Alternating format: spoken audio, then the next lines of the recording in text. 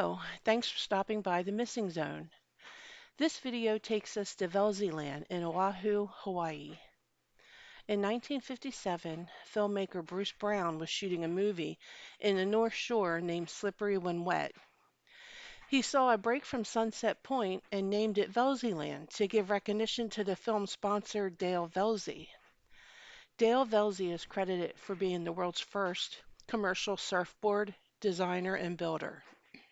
Part of the North Shore, Velzy Land offers surfers huge waves.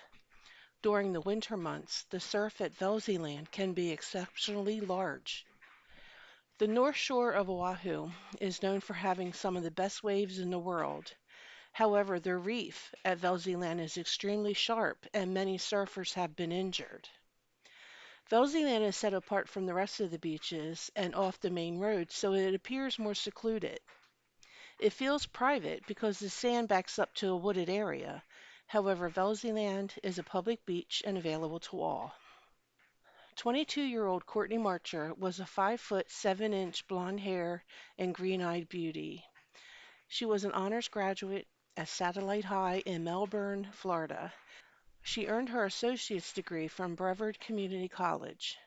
Courtney was a great surfer and dreamed of being a member of a professional surfing team. Her friends describe her as the life of the party, free-spirited and fearless. She loved the beach culture and reggae music. Following her dreams, she moved to Velzyland in February 2004. She worked several part-time jobs just to make ends meet. In addition to the aspirations of becoming a professional surfer, she intended to get her bachelor's degree from the University of Hawaii so that she could become either a reporter or a teacher. On April 1st, 2004, Courtney moved into her home on Huelo Street, and she shared the home with roommates. 3 days later, on Sunday, April 4th, 2004, Courtney left at 6:45 a.m. to go surfing with her friends. Between 8:30 and 8:50 a.m., while still in the water, Courtney told her friends that she was leaving. Police said witnesses saw Courtney paddle towards the shore, but no one saw her get out of the water. Her roommate said if she had gotten out of the water, it would have only been a 5-minute walk to their Huelo Street home.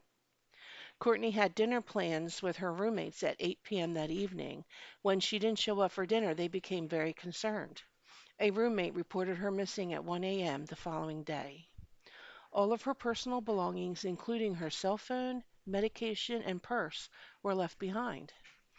Courtney suffered from epilepsy, and her seizures were under control with medication. Courtney's mother did not believe she suffered a seizure and drowned. She said someone would have noticed if she had a seizure, especially since there were 10 people at least at the beach and there was clear conditions with 3 foot waves. Police searched for Courtney.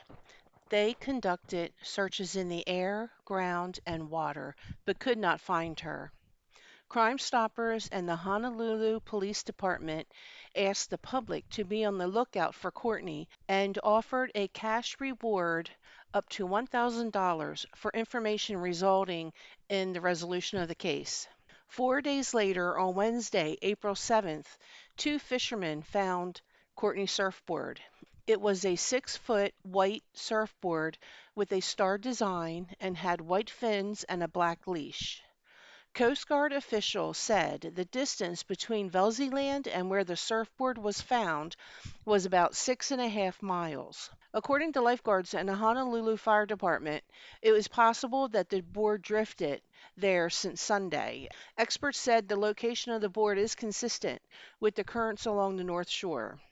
The surfboard leash was still attached to the board, but it was only about 2.5 feet long. The rest of the leash, which would have been attached to Courtney's ankle, was missing. A surfboard leash should be the same length or slightly longer than the surfboard. Courtney's leash should have been at least 6 feet long.